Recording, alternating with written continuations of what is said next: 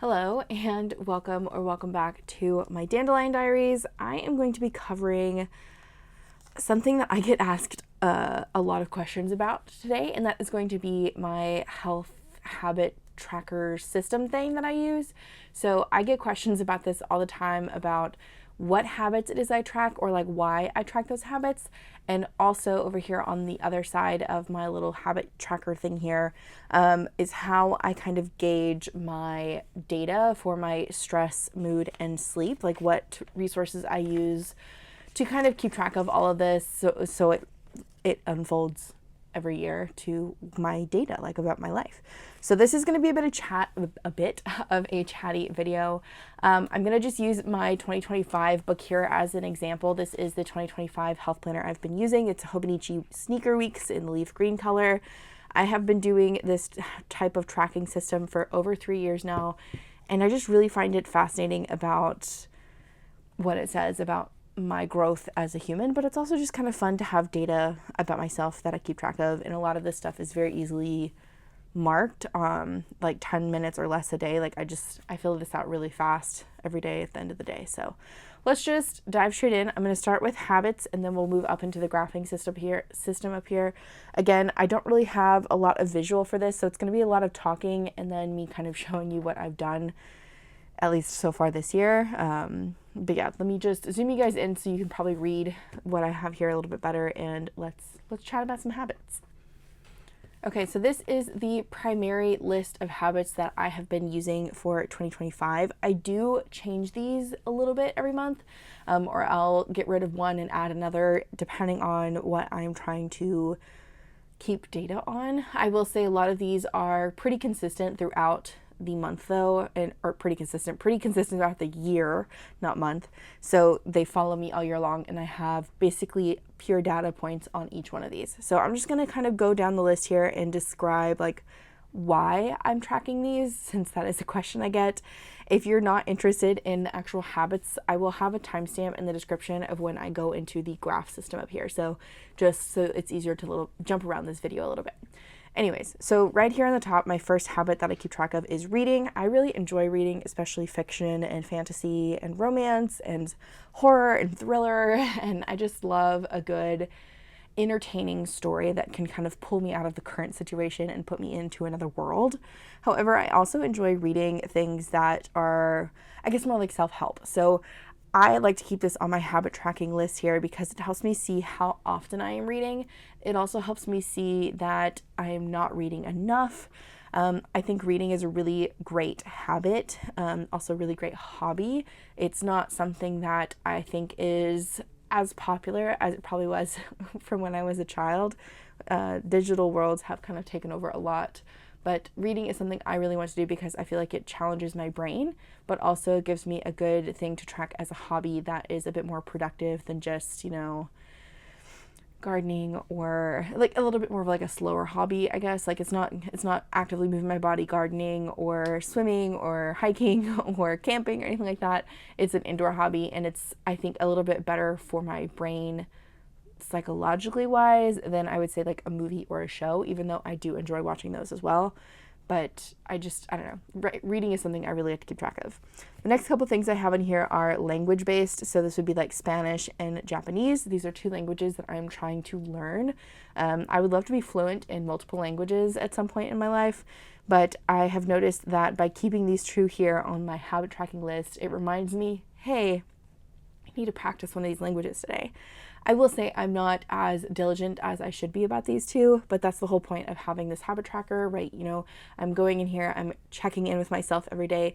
Did I do this habit? No. Okay, seeing all of these blank spaces next to it should probably tell you, okay, I'm not being hard enough on myself to kind of perform on these habits. Which, let me just stop for a second really quick and touch back on something that's, I guess, where these habits kind of come from is my goals for the year. So I try to pull little habits that would come from a goal that I'm trying to do for the year. And I will use my journey planner here as an example, if I can get it maybe where I want. So I have like all of these goals up here at the top is like my main like subject goal, and then I break it down into like someday, 1 year, monthly, weekly, etc. And so what I look at this is like, okay, someday on my goal here, I want to have read 1,000 books and learned multiple languages. So as you can see, the first 3 habits on my list here, reading and languages, kind of correlate with that goal. So it's like a data point that helps me see, am I working towards that goal in a more statistical sense versus just, you know, making it through the year, be like, oh, yep, I totally read 5 books, I think, or yeah, I know a few new words in Spanish and Japanese, but I don't think I'm conversational or anything. It's really just mainly a data point to help me look at how physically I am moving through my goals to meet them. Anyways, let's move on. Next we have on here is the section that I like to call, I guess, a bit more of like spirituality, and that is meditation. I have added in here before like meditation and like tarot reading, tarot card pulls. I've also done Bible studies. I've also done cultural movies or shows. Like I really just find religion very interesting of a topic to discuss, especially because a lot of religions are very finite in what they believe. And I just think it's really cool. But meditation is something that I like to do as a practice for mental health as well as spirituality. So it's like a place that I can be alone with my thoughts and myself and maybe our creator and kind of work through some stuff. And yeah, it's something I definitely like to keep track of and want to do more of to kind of work towards that goal.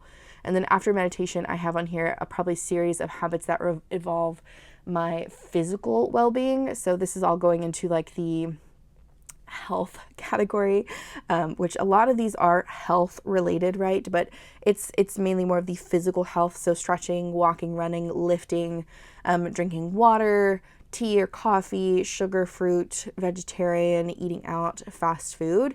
I would say all of those kind of lump into my health goal.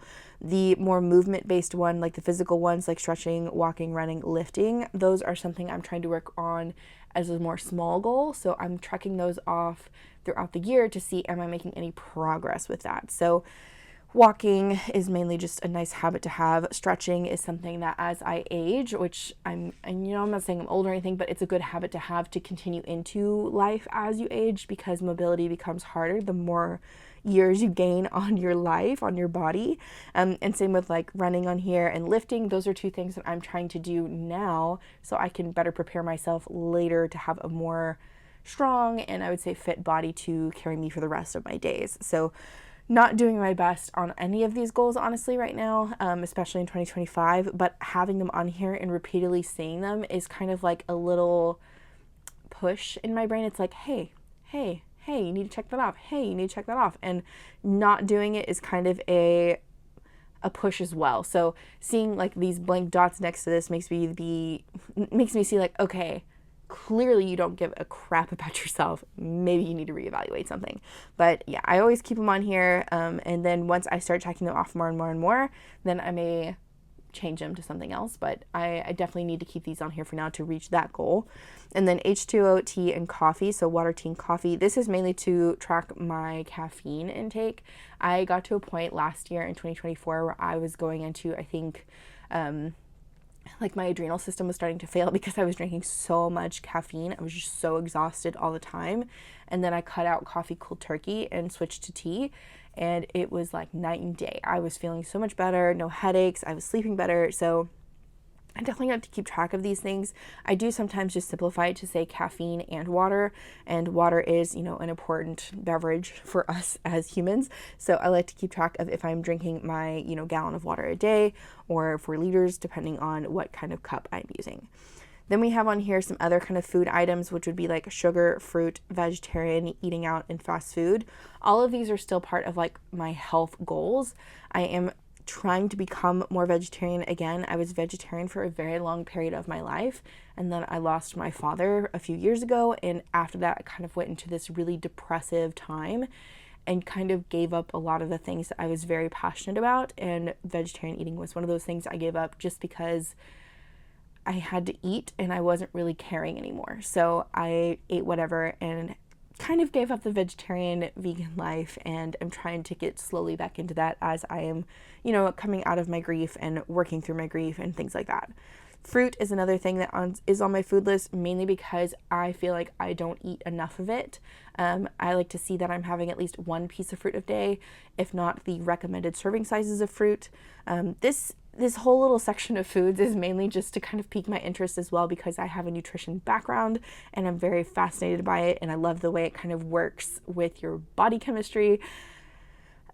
Yeah, and sugar is another thing on here that I like to keep track of, because I track sugar in the sense of like, am I adding sugar to something in my day? Am I adding like a syrup to my coffee? Am I having a piece of chocolate? Am I having a cookie or an ice cream or a dessert? Something with refined sugar is what I track as sugar. I may honestly take this off. I probably have taken it off at some point, but sugar is something that I really like to keep track of in the beginning, because I really thought it was causing me stress in terms of my sleep and also my stress, which I will get later into the kind of graph system up there. But yeah, and the last thing about like food on here is like eating out and fast food. This is something I just like to keep track of because I find it really interesting to see how often I'm eating out and how often those times I'm eating out is fast food, because I feel like the food system here in the US is pretty hardly pushed towards not cooking at home now. I feel like it's encouraged for you to just get fast food. It's encouraged for you to eat out of the house, not to cook a meal with your family. This is just my opinions. I'm just kind of spouting here, but I feel like that is something that is really pushed. So it is a goal of mine to eat out a lot less and cook at home a lot more. I really enjoy cooking. My grandmother always said, if you like to eat, you learn to cook, and that is kind of been my motto my whole life. So I've learned to cook a lot of different things, and the only thing that seems to be causing me to eat out more and more is on days where I'm just too busy to cook. So having this on here is telling me how many times I'm eating out a month. Am I increasing that, decreasing that, and then how often it's fast food kind of shows me, okay, am I just going out for convenience, or am I going out because we're having a nice dinner together as a family? Like, that's kind of where I'm looking at with those two. And then the last little section on here is about, I don't know, these are kind of like normal habits, I guess, at least the bottom ones. I'll talk about conversation and leaving the house here in a second, but for teeth and hair, this is like when I wash my hair. I have very, very curly hair. I think it's like C or D curls is how they talk about it. I don't know what kind of curl shape it is. It's just really curly. So I do not wash my hair every day. I would wash it every other day, sometimes every 2 days, depending on how sweaty I get. And I like to see when I'm washing my hair. That's really the only reason I have it there, is to see when did I last wash my hair and should I wash it again. I probably could do without that on there, but it's just really kind of interesting data for me with my curly hair situation. Teeth is pretty much making sure that I'm flossing every day and brushing my teeth twice a day. So I like to keep track of when I do that, just for oral health. I think it's a great habit to keep track of. Mainly I put it on here for flossing because I'm a little bit lazy at the end of the day and sometimes decide that I don't want to spend 1 minute of my day flossing. So it's just on here to keep me accountable. But okay, let's talk about conversation, leaving the house, and 20 minutes out. So conversation is essentially so I actually converse with somebody else. This is actually part of another one of my goals. So this is part of what I would consider my social goal up here.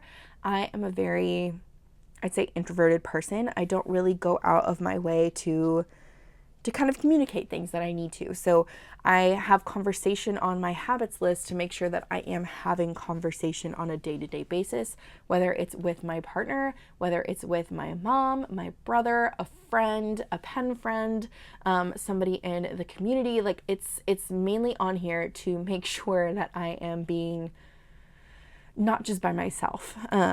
Which sounds kind of sad. I love being by myself, but at the same time, I need to be having those communication skills to be a productive member of society. In my opinion, it's really just a basic habit that I'm trying to make sure that I'm communicating. After that, we have leaving the house and 20 minutes out. Leaving the house also kind of ties along with conversation. I am a homebody. I don't really go anywhere unless I absolutely have to. I like my space. I like being in my space. All of my stuff is in my space. I'm a true Taurus sun when it comes to this. Like, I really just love my little home and I want to be in it. Yeah. But leaving the house is also a way for me to see, okay, am I actually being social. So again, going back to those social goals, like, am I hanging out with my friends? Am I seeing my family? Am I going to the grocery store? Am I going to the post office? Like, how often am I actually leaving the house? You could also say this is on here to make sure that I am, I guess, like, the need for having a vehicle is here because I have to leave the house for certain things. If I wasn't leaving the house every day or every other day, maybe I don't need a vehicle anymore. Like, it's kind of like that too. Like, it's just kind of one of those random habits that I think is very unique, I think, to me, but maybe somebody else out there can relate to that. And then the excuse me, and then the last one on here is 20 minutes outside. This is to make sure that I get vitamin D, and I'm also spending time with my dogs outside. Obviously 20 minutes outside is not necessarily an everyday occurrence, especially if the weather is not cooperative, but I do have it on here because I like to keep track of how often I am going outside. Okay, I think that's enough about habits. I'm going to move up here to the graph system that I use and try to explain this a little bit, and then I'm also going to show you guys how I kind of correlate this data with this data. So with the graphing system up here, I do 3 different lines, so it is a line graph. I like to track my sleep, my stress levels, and my mood. So what sleep is probably the easiest one to track on here because I literally just look at the clock before I go to bed, count the number of hours, and wake up, and then look at the clock and calculate. You could wear a sleep tracker for this if you have an Apple Watch, if you have a fitness tracker of some kind. I think even your phone might be able to track it now. I try to do my best to kind of have a no tech situation going to sleep because I'm very sensitive to light and sound. So I just try to basically make my sleep space a nice dark black hole that is quiet. So that is how I like to keep track of my sleep, is just counting the hours, but there's plenty of ways you could do that. And then we have stress level, which is basically the average stress of my day. And how I calculate this is at the end of the day, I come in here and I'm like, okay, how stressed was I? So if I feel very at ease at the end of the day, but I remember in the morning I was very highly stressed about like some big sale for my shop, or I had friends coming over, or I had some kind of deadline I was trying to meet, I would probably say that my stress was average. So I put it at a 5. If I feel like my stress carried with me from morning until night, basically like I have a really big event coming up, I woke up, I'm still stressed, by lunchtime I'm still feeling stressed, by dinner time I'm still feeling stressed, I would say that's a high stress day. So I'd probably put my dot closer to the 8, 9, 10 range. And then let's say I woke up, I'm on vacation, I don't have anything going on, I am sleeping until 10 a.m., having brunch, going to lay by the pool, coming back to my room, taking a nap, like full on, no stress all day long. I would say that's going to be here in the low range, like 1, 2, 3, 4, where there's no stress involved. Most of my days, I'd say, is average stress. I don't feel like I'm overly stressed or underly stressed. I feel like I have moments throughout the day where I have stress, and moments throughout the day where I feel calm, and moments throughout the day where maybe I'm a little high strung. So I feel like a lot of my days are going to be average. All that being said, I do sometimes feel like my stress is higher at certain points in the day. So let's say that I had a really big deadline and I missed that deadline. So even though the deadline has passed and I don't need to be stressed about it anymore because I can't do anything about it, I will still feel that kind of anxiety, that stress about what happened, in which case I'd probably say my stress level was probably a bit higher than just average. So it's really just a kind of fluid scale on how the day goes. It's very individual on how I feel each day. There's not really a science to it. It's just kind of subjective. Then we have the mood on here, which is the same way I track that the same way. So it's like the average mood of the day. So let's say I wake up and I'm in a really good mood. I woke up on the right side of the pillow. I have a really great cup of coffee. I go to work. I get a lot done in the morning. I go have lunch. I get to see my friends. And then at the end of the day, I just have this overwhelming, thoughts of death or something, like just really horrible mental status as the day ended. I'm still going to say I had a good day. I'm going to say my mood is probably going to be 7 or 8. I had great coffee. I had good lunch. I had friend time. Even though I had that moment of I'd say, depression or really negative thoughts at the end of the day, my overall average mood for the day was really good. So I'm going to put it up at the top. Obviously, at the end of the day, coming into this book, if I were to have those negative thoughts, I may not be thinking about the really nice things that happened to me throughout the day before that. So I may score myself a little bit lower. I also may just not even fill this out and fill it out the next morning. So it just depends on the mood, how the mood is scored. I know that's really not helpful, but it is really just an average of how all of the emotions of my day kind of play out, because mood really does shift throughout the day. Like, you can have lots of different ups and downs, roller coaster of a day, which again brings me kind of how I score stress. If I'm having a roller coaster of a day, I'd say my mood is average. So it's going to be like 4, 5, 6. Like, it's going to be in the middle. I would say if I'm having a really good day, again, on vacation, stress is low, the mood is high. I would say on days where I have really low stress, more than likely my mood is going to be better. Same thing as if like my sleep is really consistent, I'd say my mood is going to be better. This is just something I have kind of learned as I have tracked my data for several years now, of how the data points kind of play out. So it's not like I'm forcing that data. I think it's just my body has kind of learned how to track it based on the parameters that I have given it. All that being said, I think my tracking system has worked for me personally. I don't know if it would work for everybody, but I do like having this data about myself because it's really interesting for me to look back on over the years, but also how I can correlate the graph data to the habit data. And this is where I kind of take some science into it, where I look at my graph data up here, and we'll just use the trip back from my Vipassana back in January as an example here. So I came back from my Vipassana retreat, which is basically a meditation retreat. It was utter silence, beautiful, wonderfulness. I loved it. I came back, my mood was fantastic. I was feeling great. I was not sleeping very much because I was working so much on my brain, and my stress was really low. And so that's kind of how that started. Then as we move back through into my reality of life, you can see my mood has just trampled down. But you can also see, if you come down here to my lovely little tracker bits, that I was having a lot of conversation versus like before that, I was having no conversation. I was basically in a vow of silence. So I could relate that maybe my mood was declining because I was having to talk to a bunch of people and I was not enjoying whatever conversations I was having. Or I could relate this to maybe the coffee or sugar or something else up here that was happening. Like, there's so many ways I could correlate the graph data to the habit data and kind of make educated guesses on maybe why this is happening to me and maybe how I can try to make my mood better in the future. Same thing could be said about stress here. I came in out of vacation essentially at very low stress, and then my stress immediately ramped up the next day because I probably thought, okay, I probably have a million things I have to catch up on, a million things I have to do, blah, blah, blah. So yeah, stress is going to go up. But then by the second day, it's still a little high, but I've probably realized, okay, I can manage this, and the stress goes back down again. Same thing could be said here. Maybe that stress is going up because of one of the foods I was eating. Maybe I was consuming more caffeine.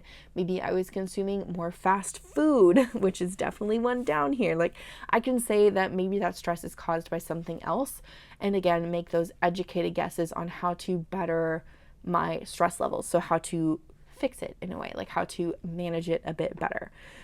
All this being said, it's just data. It's just something I keep track of on a day-to-day basis. It's just something that I enjoy. I don't think you have to be this extensive unless you just really like to nerd out about your self-data, which if you do, let's be friends. But it's just like, I don't know. I find it fascinating. I've really enjoyed doing this for years, and I see it as a way to kind of better know myself and take the data that I have about myself and use it to continue to better myself, like just to be a better human being overall, using literal data that I keep track on. Yeah. I think that's all I really want to talk about in terms of habits. I hope I covered everything. If you had a question about this, or you've been DMing me or requesting a video like this, I hope I answered what you were looking for. I, again, have been doing this type of tracking for years. This is just my 2025 book. I could probably do a full flip through of my 2024 and maybe even 2023 books if I wanted to pull them out. It's just, I love data and I've loved keeping track of this type of system. I do want to mention before I end this video that I have found a planner that I think I could use this system in if you did not want to have a separate book like me, and that is the Journey Planner. So I've already kind of showed this a little bit, and I mainly include this, I want to include this because this book has the habit tracking section in it, so I can keep track of those same things that I was keeping track of, so habits, sleep, mood, and stress, and I'll zoom you in. So I can keep track of all of those things in addition to everything else in this book, like my spaces for all of my journal entries and my weekly bits and monthly bits and everything else. So if you wanted to have a one book system and you wanted to kind of track your habits or maybe make a little graph or something that is similar to what I've done in that health planner, this is a great option for a planner to do that in. I will also say there are other planners out there that have tracker systems like this built in, tracker pages. Wonderland 222 is one of those planners. I believe Just Scribble, Siobhan released planners that have habit trackers like this in it. And you can honestly probably find digital printouts of trackers like this if you wanted to add in sections to your planner with tracking in it. I hope that made sense. Basically, you could probably create your own in a Seadro style sense too if you wanted to add a tracker like this in your planner to keep track of your own data. I'm just putting this out there for anybody who may be curious of a planner who that would have this in it if you wanted to have one book versus two books. That's it. But with that, I think I'm going to stop rambling now. Again, I hope I answered your questions about habits and habit tracking. If you have any more, please let me know in the comments. I will do my best to answer as best I can. If there's so many questions that I didn't cover, maybe I can make another video about this. But I hope it was easy enough to kind of follow along, like why I track these habits, what they correlate to, and how I do my sleep, mood, stress, stuff like that. Anyways, I want to wish you a really great day. I want to wish you the best. I hope you're doing well.